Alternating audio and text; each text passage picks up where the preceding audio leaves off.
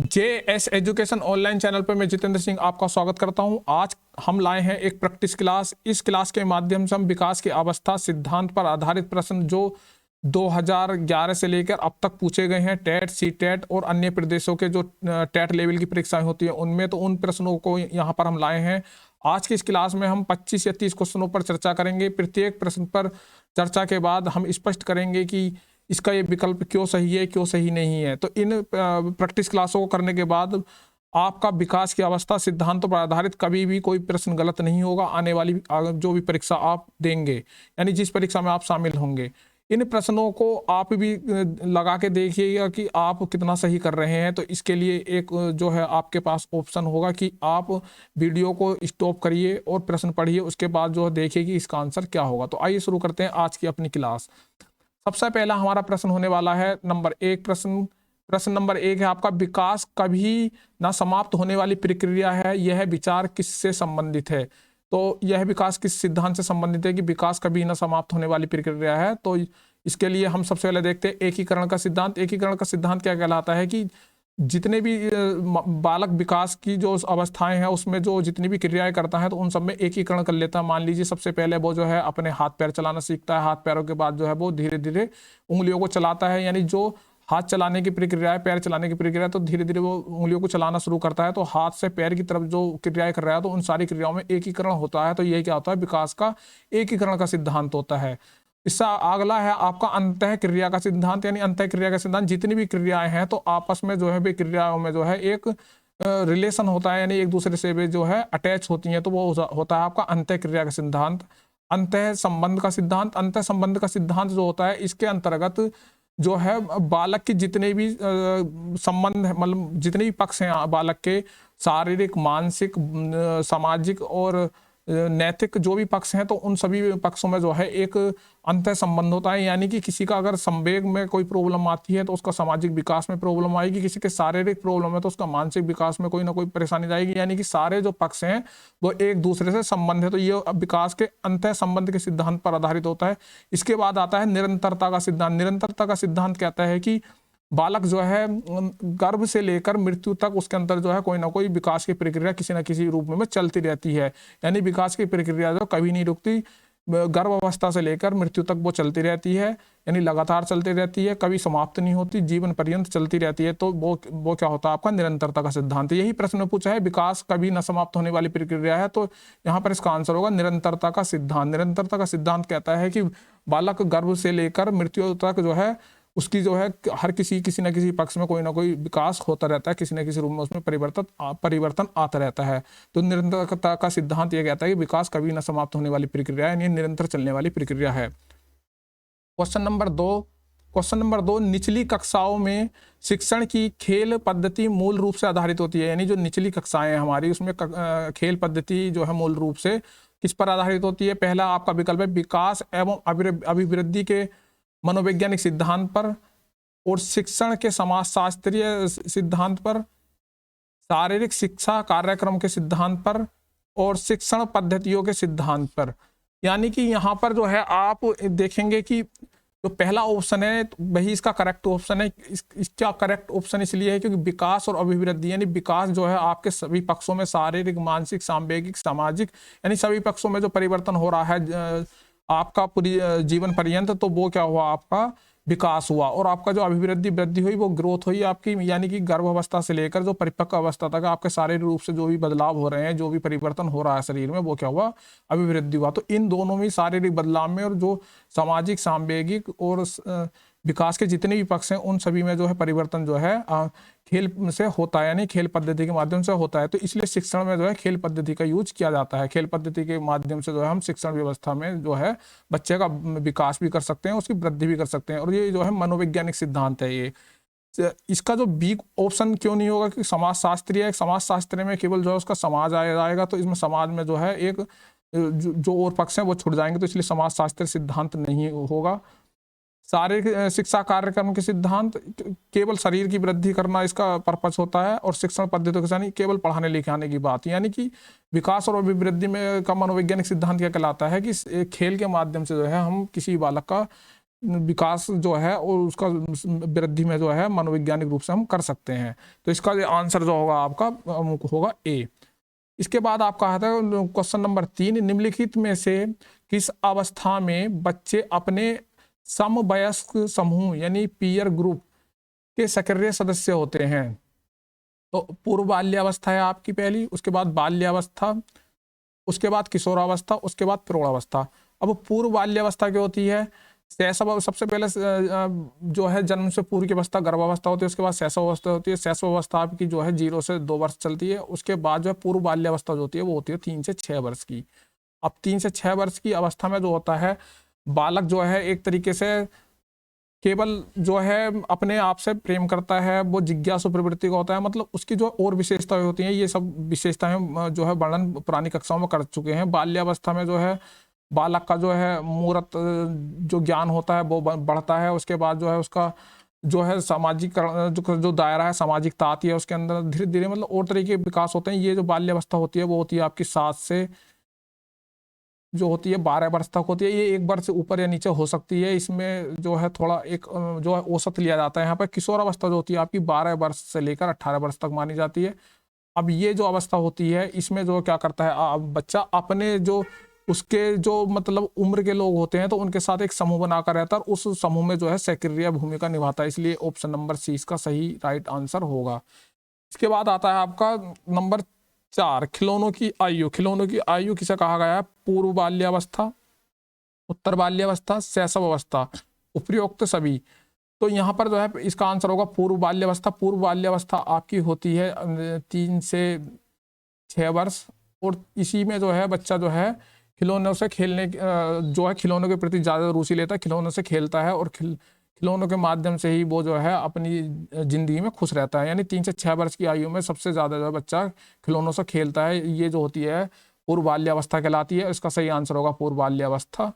इसके बाद आपकी आती है विकास की अवस्था। विकास का अर्थ। विकास का अर्थ पहला ऑप्शन है आपका परिवर्तनों की उत्तरोत्तर श्रृंखला, अभिप्रेरणा के फलस्वरूप होने वाले परिवर्तनों की श्रृंखला, और अगला ऑप्शन है अभिप्रेरणा एवं अनुभवों के फलस्वरूप होने वाले परिवर्तनों की उत्तरोत्तर श्रृंखला। इसके अलावा आपका परिपक्वता, अनुभव के फलस्वरूप होने वाले परिवर्तन। तो यहाँ पर देखेंगे आपकी जो विकास है तो उसका मुख्य उद्देश्य जो देखा जाता है उसमें देखी जाती है परिपक्वता। यानी कि आपके सभी पक्ष चाहे वो मानसिक हो, शारीरिक हो, सामाजिक हो, यानी सभी रूप से आप जो है परिपक्व हो गए हैं और जो आपके जो अनुभव हैं उनके माध्यम से आपकी परिपक्वता के माध्यम से आप में जो परिवर्तनों की एक श्रृंखला होती है, यानी एक क्रम के आधार पर जो है परिवर्तन आते हैं आपके वो अनुभव के आधार पर और आपकी परिपक्वता के आधार पर आते हैं उसके। तो वो जो होता है असली रूप से वो उसे विकास ही कहा जाता है। यानी विकास क्या है? आपके अंदर जो धीरे धीरे परिवर्तन आ रहे हैं, जैसे जैसे आप परिपक्व हो रहे हैं, आपके अनुभव बढ़ रहे हैं, उनके फलस्वरूप आपके शारीरिक, मानसिक, सामाजिक रूप से आपके अंदर जो परिवर्तन आ रहे हैं सभी पक्षों में वो क्या होता है? विकास होता है। इसलिए आंसर होगा इसका विकास। Sorry, option number D. अब आता है आपका क्वेश्चन नंबर 6, विकास के संदर्भ में निम्नलिखित में से कौन सा कथन सत्य नहीं है? विकास के संदर्भ में कौन सा कथन सत्य नहीं है? विकास शारीरिक, मानसिक, सामाजिक, नैतिक, यानी कि बालक के सभी पक्षों में जो परिवर्तन होते हैं उसे विकास कहा जाता है। लेकिन यहाँ पर पूछा है कि कौन सा विकास का कथन नहीं सत्य नहीं है। तो सबसे पहला आपका आता है विकास कि प्रत्येक अवस्था के अपने खतरे होते हैं। ये बात सही है कि हर किसी जो विकास की अवस्थाएं हैं, शैशव अवस्था, बाल्यावस्था, किशोरावस्था, जो भी अवस्थाएं हैं इनमें अपने अपने अलग अलग लेवल के खतरे होते हैं। विकास बढ़ावा देने से नहीं होता, ये बात गलत है। विकास जो है बढ़ावा देने से होता है। क्यों कैसे होता है? मान लीजिए किसी बालक को आप बढ़ावा नहीं देंगे तो कहीं ना कहीं उसकी कोई ना कोई ग्रोथ रुक जाएगी। आप उसका मोटिवेशन बढ़ाएंगे, आप उसे जो है अच्छे पर्यावरण में भेजेंगे, यानी उसके विकास में, उसके डेवलप उसके जो सामाजिक और जो उसके मानसिक, शारीरिक जो भी ग्रोथ करनी है तो आप उसमें यदि बढ़ावा देंगे तो वो जल्दी बढ़ेगा, यानी विकास की दर तेजी से बढ़ेगी। तो यहाँ पर दिया है इन्होंने विकास बढ़ावा देने से नहीं बढ़ता, तो ये बात इसकी गलत है और हमें गलत ही ढूंढना था। तो इसका ऑप्शन होगा आपका बी। बी इसका करेक्ट ऑप्शन होगा। तो इसके बाद अगला ऑप्शन सी क्यों नहीं होगा? विकास सांस्कृतिक परिवर्तन से प्रभावित होता है। अब सांस्कृतिक परिवर्तनों से विकास जो है प्रभावित होता है, ये बात भी इसकी सत्य है। यानी जहाँ की जैसी संस्कृति होगी तो वहाँ के बच्चे का विकास जो उसी तरीके का होगा। मान लीजिए कोई इंग्लिश कंट्री में बच्चा पल रहा है, पढ़ रहा है, तो वहाँ के बच्चे का विकास जो है अलग तरीके का होगा, उसका विकास प्रभावित होगा। और जो इंडिया के कल्चर में पढ़ता है उसका विकास जो है अलग तरीके का होगा। मान लीजिए कोई नक्सली इलाके में है बच्चा, तो वहाँ पर उसकी संस्कृति यानी वहाँ का जो उसका जो रहन सहन है उससे जो है उसका विकास प्रभावित होगा। तो ये बात भी सही है। इसके अलावा जो है विकास की प्रत्येक अवस्था में अपनी विशेषता होती है। ये आप शैशवावस्था, बाल्यावस्था और किशोरावस्था, प्रौढ़ावस्था, सबकी जो है अपनी अपनी कोई ना कोई विशेषता होती है। तो ये तीनों विकास की जो तीनों सेंटेंस हैं ये बिल्कुल सत्य है, हमें ढूंढना था नहीं, और नहीं आता है आपका स्टेटमेंट नंबर बी में, तो इसका ऑप्शन होगा बी। तो क्वेश्चन नंबर 6 का हुआ आपका बी। इसके बाद आपका अगला क्वेश्चन आता है, बालकों की सोच अमूर्त की अपेक्षा मूर्त अनुभवों पर प्रत्यय से होती है। यानी जो मूर्त अनुभव है या प्रत्यय है, तो बालकों की सोच उस पर होती है। तो वो अवस्था कौन सी है? यह अवस्था कौन सी है? यानी जिसमें जो है बालक कोई भी मूर्त चीज को देखकर, कंक्रीट चीज मतलब कंक्रीट ऑपरेशनल जो आपके जिन प्याजे नहीं बताया है, यानी जो मूर्त है, जो चीज दिख रही है सामने, उसे देखकर जो बालक सोचता है यानी सोच विकसित होती है, तो वो जो अवस्था होती है वो कौन सी होती है? तो वो अवस्था के लिए आप देखेंगे ऑप्शन नंबर 7 से 12 वर्ष, 12 से वयस्क, और 2 से 7 वर्ष, और जन्म से 2 वर्ष। तो इसमें देखिए आप वीडियो स्टॉप करके देख सकते हैं कि आप इसका आंसर कौन सा होगा। तो इसका आंसर होगा आंसर नंबर ए। कैसा होगा? क्योंकि 7 से 12 वर्ष की जो होती है आपकी बाल्यावस्था होती है, बाल्यावस्था। और बाल्यावस्था में जो होता है बालक तर्क के साथ मूर्त सोच होती है इसके अंदर, जबकि अमूर्त जो सोच होती है, अमूर्त सोच जो होती है वो होती है आपकी किशोरावस्था में, किशोरावस्था में होती है। तो इसका आंसर होगा आपका बाल्यावस्था, और बाल्यावस्था होती है 7 से 12। तो ऑप्शन नंबर ए इसका सही होगा। अगला क्वेश्चन देखते हैं। अगला क्वेश्चन है आपका, निम्नलिखित कक्षाओं में शिक्षण की खेल विधि आधारित है। खेल विधि किस चीज पर आधारित है?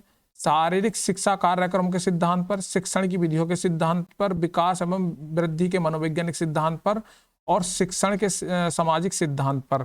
तो ये क्वेश्चन शायद रिपीट है। मतलब खेल विधि, शारीरिक और मतलब विकास, और वृद्धि, शारीरिक से मतलब वृद्धि, यानी वृद्धि और विकास के मनोवैज्ञानिक सिद्धांतों पर आधारित है कौन सी? खेल विधि। शिक्षण के अंदर जो खेल विधि के द्वारा जो बच्चों को पढ़ाया लिखाया जाता है, उसका मुख्य उद्देश्य होता है बच्चे का के शारीरिक रूप से वृद्धि करना और बच्चे का विकास करना है। शारीरिक, मानसिक, सामाजिक, नैतिक सभी तरीके का विकास जो है खेल विधि के माध्यम से होता है। CTET 2011 में प्रश्न पूछा गया था। ये मैंने यहाँ पर जो है सभी प्रश्न जो है किसी न किसी परीक्षा से लिए हैं। तो ये प्रश्न घुमा फिरा के उसी रूप में पूछ लिए जाते हैं। कभी ऑप्शन को प्रश्न बना देते हैं, कभी प्रश्न को ऑप्शन देते हैं। तो इस तरीके से आपको ये देखना है। अगला क्वेश्चन देखते हैं, CTET 2011 का ही है प्रश्न भी। ये प्रश्न आपका है, मनोविज्ञान के अनुसार बाल विकास की कौन सी अवस्था सबसे जटिल है? सबसे जटिल बाल विकास की कौन सी अवस्था सबसे जटिल है? नंबर 1 आपका है शैशवावस्था, किशोरावस्था, बाल्यावस्था, और इनमें से कोई नहीं। तो सबसे जो जटिल अवस्था होती है वो होती है आपकी किशोरावस्था। क्यों होती है? इसे तनाव और तूफान की अवस्था बताया गया है। संघर्ष, तनाव और तूफान की अवस्था। स्टेन होल ने ये परिभाषा दी थी। ये भी कई बार पूछा गया है कि ये कोटेशन किसने दी थी। यानी कि संघर्ष और तूफान की अवस्था स्टेन होल के अनुसार ये क्वेश्चन पूछा गया। तो ये जो अवस्था होती है आपकी 12 से 18 वर्ष होती है। इसमें क्या होता है, बालक एक अजीब से द्वंद्व में होता है, क्या सही है क्या गलत है। वो जो है बड़ों से, परिवार से जो है हमेशा विरोध करता है। उसके अंदर शारीरिक, मानसिक, मतलब हर तरीके की जो है चेंजेस आ रहे हैं। क्यों आ रहे हैं? क्योंकि जो बाल्यावस्था है, बाल्यावस्था और जो आपकी परिपक्व अवस्था है, उसके बीच का एक जो है संक्रमण काल होता है, यानी पुल का काम होता है। ये होती है किशोरावस्था। ये सबसे ज्यादा तनाव, संघर्ष और इसमें जो है सबसे ज्यादा जटिल मानी गई। तो इसका ऑप्शन नंबर होगा आपका बी, किशोरावस्था। अगला क्वेश्चन आपका देखते हैं। क्वेश्चन, शर्म तथा गर्व जैसी भावनाओं का विकास किस अवस्था में होता है? शर्म तथा गर्व की भावनाओं का विकास किस अवस्था में होता है? इस वीडियो को स्टॉप कर आप इसका आंसर लगाइए, देखते हैं कितने आप कर पाते हैं नहीं कर पाते। तो इसका आंसर देखते हैं, शैशवावस्था, बाल्यावस्था, किशोरावस्था, वृद्धावस्था। तो इसका ऑप्शन होगा आपका किशोरावस्था। अगला आपका आता है शैशव अवस्था की मुख्य विशेषता क्या नहीं है। शैशव अवस्था की मुख्य विशेषता क्या नहीं है। पहली बात, शैशव अवस्था कौन सी होती है, 0 से 2 वर्ष को जो है शैशव अवस्था माना जाता है। और जो पूर्व बाल्यावस्था है तो वो होती है आपकी 3 से 6 वर्ष। लेकिन कहीं कहीं इसे जो है शैशव अवस्था में भी काउंट किया जाता है, यानी 0 से 6 वर्ष भी शैशव अवस्था मानी जाती है। तो इसमें कंफ्यूज होने की जरूरत नहीं।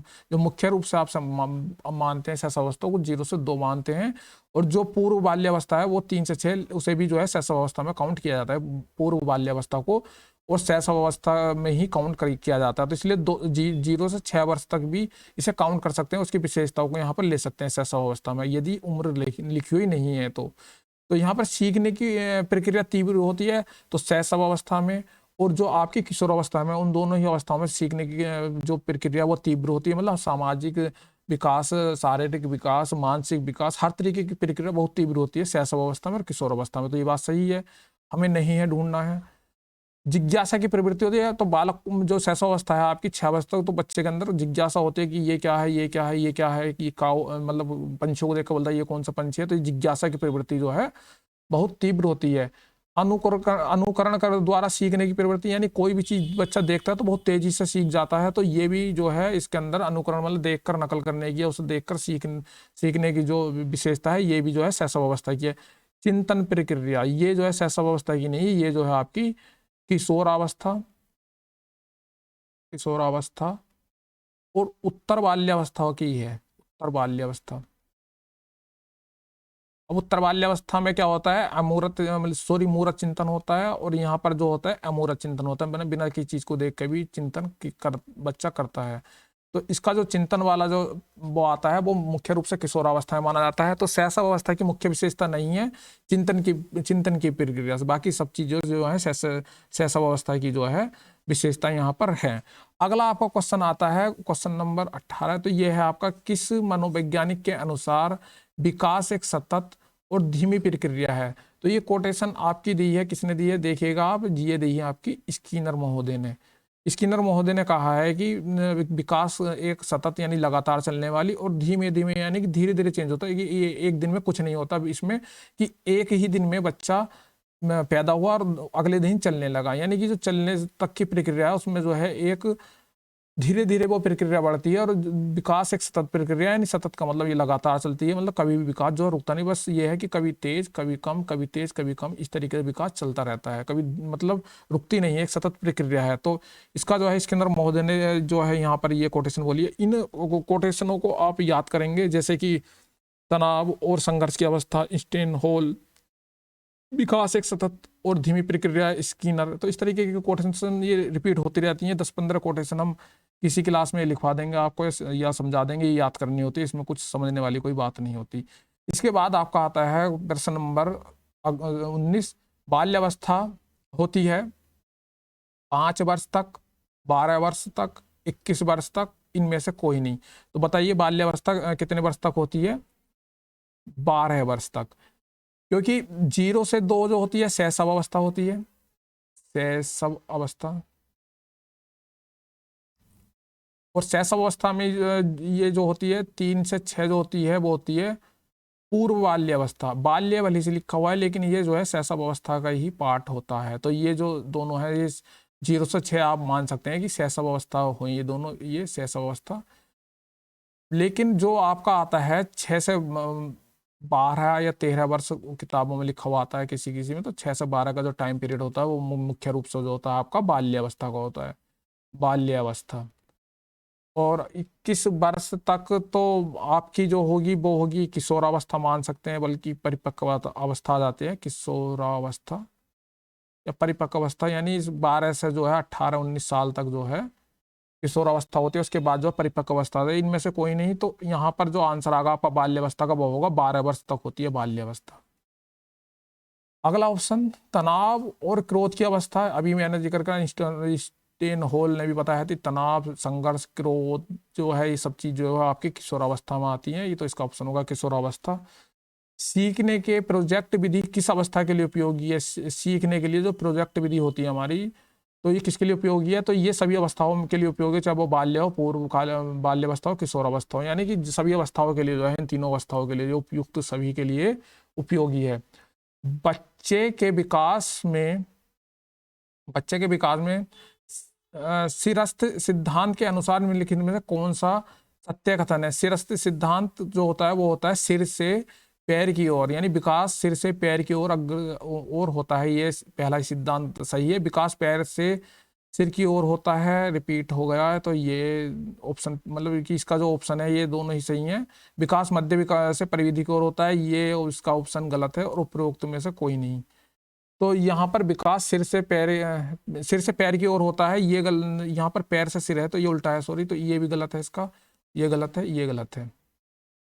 यानी जो आपका विकास है वो जो सिरस्थ सिद्धांत जो होता है वो होता है सिर से पैर की ओर, यानी बच्चे के जो सबसे पहले सिर पर कंट्रोल करेगा, सबसे बाद में पैरों पर कंट्रोल करेगा। एक होता है केंद्र से परिधि की ओर, यानी सबसे पहले बच्चे के हाड़ में, रीढ़ की हड्डी में से यहाँ पर, और धीरे धीरे हाथों में, बाद में उंगलियों तक जो है उसके जो है विकास पहुंच जाएगा, यानी केंद्र से परिधि की ओर, केंद्र से परिधि की ओर।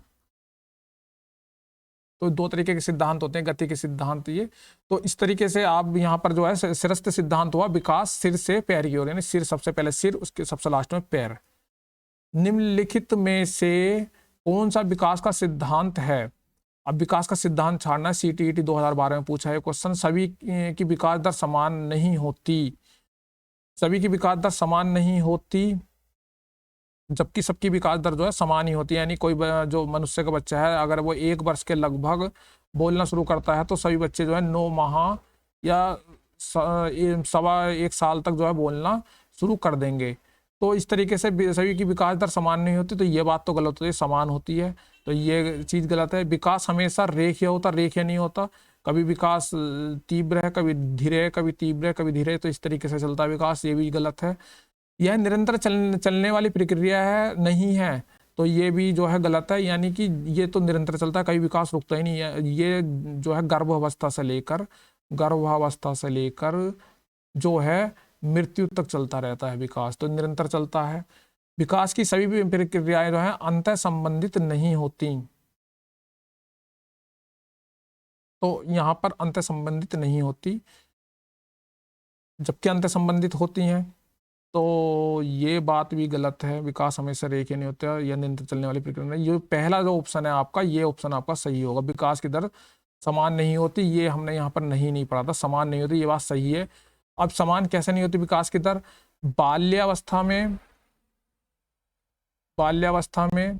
विकास की दर कम होती है, शैशवावस्था में तीव्र होती है, किशोरावस्था में तीव्र होती है। तो क्या हुआ, विकास की दर यहाँ पर तेजी से बढ़ी शैशवावस्था में, फिर बाल्यावस्था में कम हो गई, और यहाँ पर तीव्र हो गई।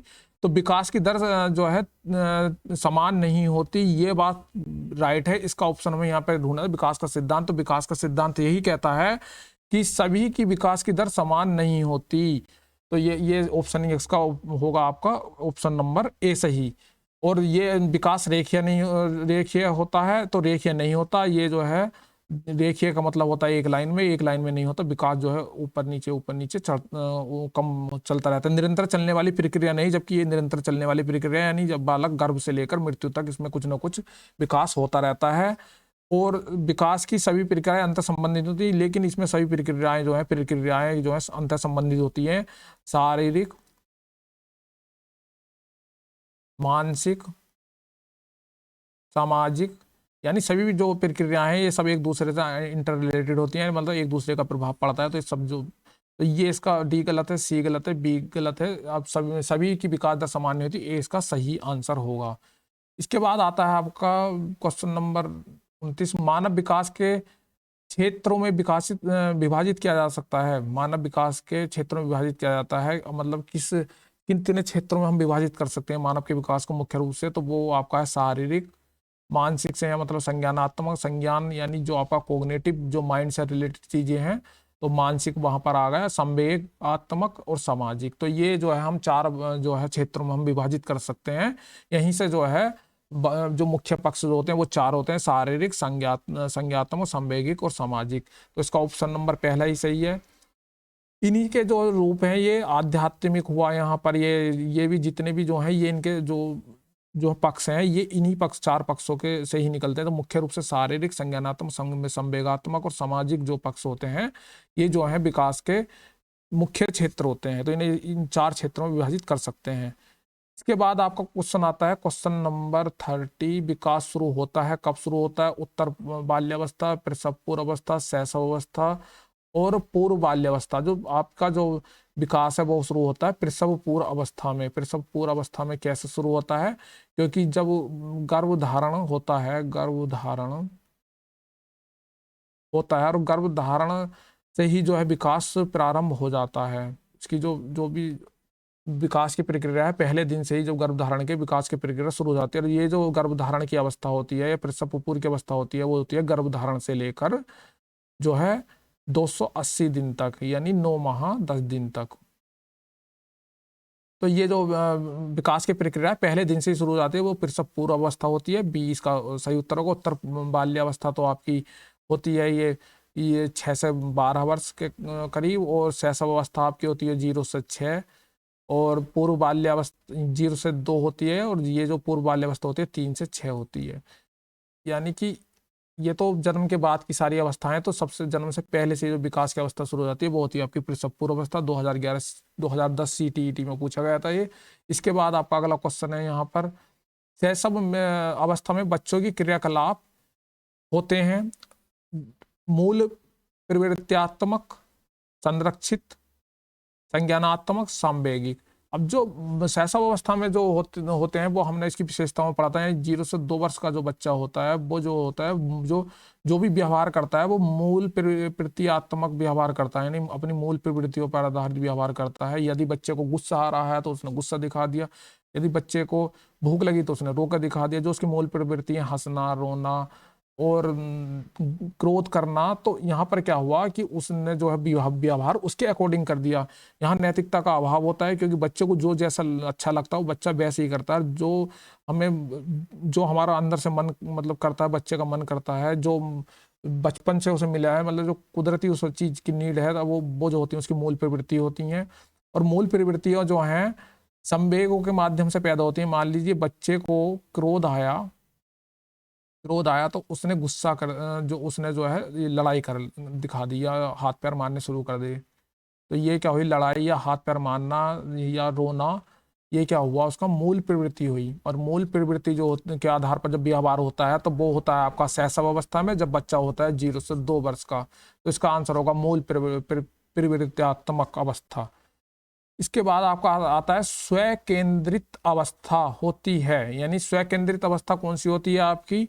वो होती है आपकी जन्म से 2 वर्ष, 0 से 2 वर्ष। अब 0 से 2 वर्ष का बच्चा जो होता है वो केवल अपने बारे में सोचता है, आपने देखा होगा कि बच्चा अपने हाथ पैरों से को चूसता है, काटता है, मतलब वो अपने बारे में ही सोचता है, अपने अपने से ही प्रेम करता है। तो वो क्या हुई आपकी स्व केंद्रित, यानी जो जो उसकी सोच है वो अपने आप पे केंद्रित होती है। तो 0 से 2 वर्ष के बच्चे की जो एक विशेषता है वो होती है से केंद्रित, मतलब अपने आप से प्रेम करना, अपने आप के बारे में सोचना, केवल अपने आप पर ही केंद्रित होता है, वो किसी और चीज के बारे में नहीं सोचता। तो 0 से 2 वर्ष का जो बच्चा होता है शैशव अवस्था जो होती है वो स्वकेंद्रित अवस्था होती है। 3 से 6 वर्ष का बच्चा जो होता है वो पूर्व बाल्यकाल में जाता है, यानी शैशव अवस्था का दूसरा चरण जो होता है।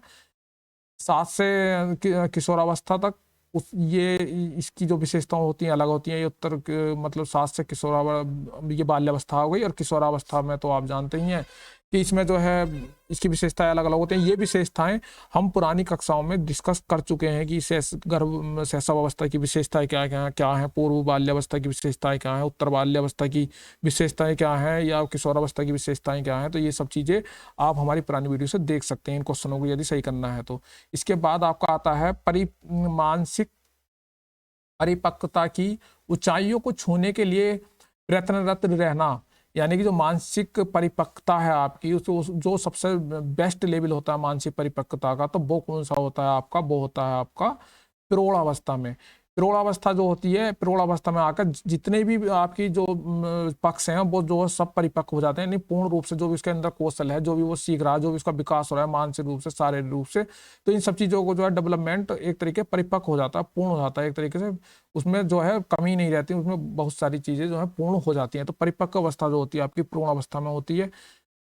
इसके अलावा जो अगला क्वेश्चन आता है आपका आता है क्वेश्चन नंबर 43, इरफान खिलौनों तोड़ता है, उसमें अवयवों को देखने के लिए उसे अलग अलग करता है, तो आप क्या करेंगे? यानी कोई बच्चा है इरफान नाम का, उसने क्या किया, खिलौने तोड़ दिए, उन खिलौनों को खिलौना तोड़ा क्यों, खिलौनों को तोड़कर उसने उसके जो अवयव हैं, जो उसके जिन चीज़ों से वो खिलौना बनाया, उन्हें अलग अलग करके देखता है कि खिलौना बना कैसा है। तो उससे क्या बदलता है, उसके अंदर एक जिज्ञासा है, उस जिज्ञासा को जो है वो पूरा करने के लिए जो है उस खिलौनों को अलग अलग करता है, फिर उसमें देखता है कि खिलौना कैसा काम करता है, ऐसे क्यों चलता है, इस तरीके का जो कोई खिलौना है, तो उसके अंदर की जिज्ञासा जो है अपनी जिज्ञासा को शांत करता है, और जो उससे जो है वो नई नई वो सीखता है कि ये इस तरीके से है, ये इस तरीके से, तो उसके जो है अनुभव बढ़ते हैं, उसका जो है लर्निंग प्रोसेस बढ़ता है, उसके अंदर की जिज्ञासा बढ़ती है। तो आप इसमें क्या देखेंगे, इसके लिए ऑप्शन दिया था इन्होंने, इरफान को कभी खिलौना खेलने के लिए नहीं देंगे, ये बात बिल्कुल गलत है। बच्चे की जिज्ञासा है, बच्चा देख रहा है, उससे सीख रहा है बच्चे के, तो वो सीखने की प्रक्रिया रुक जाएगी यदि हम उसे खिलौना नहीं देंगे, तो आगे से वो जो है इन चीज़ों को नहीं करेगा, तो एक उसका जो सीखने का जो व्यवहार है वो बंद हो जाएगा। सदैव कड़ी नज़र से देखेंगे, फिर वो जो है उसका कड़ी नज़र या डराना धमकाना जो है इस शिक्षा व्यवस्था में जो है हमेशा गलत होता है। उसकी जिज्ञासु प्रवृत्ति को बढ़ावा देंगे, उसकी ऊर्जा को दिशा प्रदान करेंगे, ये ऑप्शन बिल्कुल राइट है उसका। जो भी इसके अंदर जिज्ञासा है उसकी प्रवृत्ति को बढ़ावा देंगे, उसकी जो ऊर्जा है उसको सही दिशा देंगे, बताएंगे कि हाँ इसे ऐसा करो ऐसा करो, इस तरीके से जो है वो जो है आगे चल के अपनी फील्ड में क्रिएटिविटी में आगे जाएगा और जो कुछ ना कुछ अपने क्षेत्र में करेगा। इसके बाद जो है ऑप्शन नंबर डी क्यों गलत है, उसे बताएंगे खिलौना नहीं तोड़ना चाहिए, ये चीज़ें सब गलत हैं, क्योंकि जो बच्चे को जो जिज्ञासा है उसकी, जो वो सीखना चाह रहा है, जो वो उसे अनुभव मिलेंगे वो करके मिलेंगे, नहीं करके सीखना जो है सबसे बेस्ट होता है। तो बच्चे को यदि हम रोक देंगे खिलौना नहीं तोड़ना चाहिए, या उसे डांट देंगे, कड़ी नज़र से देखेंगे, या कभी खिलौना नहीं देंगे, तो इन सब चीज़ों से क्या होगा, उसकी एक्टिविटीज़ रुक जाएंगी और उसकी जिज्ञासा जो है मन में ही दब जाएंगी और वो कुछ भी नई चीज़ नहीं सीख पाएगा। तो इसका ऑप्शन होगा सी सही। अगला क्वेश्चन देखते हैं। 14 वर्षीय देविका अपने आप में पृथक स्वनियंत्रित व्यक्तित्व की भावना विकसित करने का प्रयास करती है, वह विकास कर रही है। यहाँ पर देखते हैं पृथक और स्वनियंत्रित, यानी अलग और स्वनियंत्रित, तो स्वतंत्रता की बात यहाँ पर आ रही है, तो सीधा सीधा इसका आंसर होगा स्वतंत्रता, मतलब कि स्वतंत्र रहना है अपने अंदर, वो ऐसा चाहती है कि मैं स्वतंत्र रहूं, इस पर कोई रोक टोक ना हो। तो इस तरीके के जब वो एक विकास कर रही है, ऐसी विकास की अवस्था में है, तो उस प्रक्रिया को क्या कहेंगे, स्वायत्तता की अवस्था कहेंगे। इसके बाद जो ऑप्शन पर हम चर्चा की यहाँ पर, इन चर्चाओं से आपके जो क्वेश्चन हैं वो आपको क्लियर हुए होंगे कि इनके आंसर ये क्यों है, ये क्यों नहीं है। आप यहाँ पर देखिए, यहाँ लगभग 25 क्वेश्चन हो गए हैं, 25 में आपके कितने सही होते हैं। और हम इन टॉपिकों पर जो है हम चर्चा कर चुके हैं, विकास की अवस्था, विकास के सिद्धांत, तो विकास से संबंधित उन्हीं प्रश्नों को हमने यहाँ लिया जो अब तक हमारी पिछली 3 कक्षाओं में हम अब तक आपको बता चुके थे। उन पर आधारित हमने आज ये 25 क्वेश्चन किए। आप इन क्वेश्चनों को सही से कीजिए, 1 या 2 बार वीडियो देखिएगा, और अब यदि यहाँ से क्वेश्चन सही नहीं लग रहे तो पिछली वीडियो में जाकर देखिए, इन जो कॉन्सेप्ट है उन्हें क्लियर कीजिए, किताब से कीजिए, हमारे माध्यम से कीजिए, कहीं से भी कीजिए। उसके बाद जो प्रैक्टिस कीजिए, इन प्रैक्टिस के माध्यम से आपको जो है सारे जो कंटेंट है वो क्लियर होंगे, जो भी टॉपिक है वो क्लियर होंगे। अब जो है एक सेशन और होगा, यानी एक प्रैक्टिस क्लास और होगी, विकास की अवस्था सिद्धांत पर आधारित प्रश्नों पर जिन पर चर्चा होगी। और इन 2 क्लासों करने के बाद मैं 100% ये गारंटी लेता हूँ कि आपका क्वेश्चन कभी भी टेट, सुपर टेट या सी टेट या किसी भी प्रदेश की टेट लेवल की परीक्षा, यानी अध्यापक से संबंधित जितनी भी पात्रता परीक्षा होती हैं उसमें गलत नहीं होगा।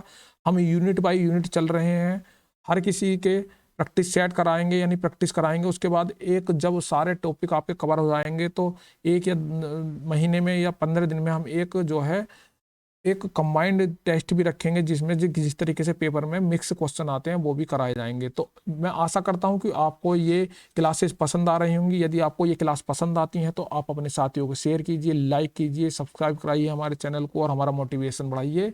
नमस्कार।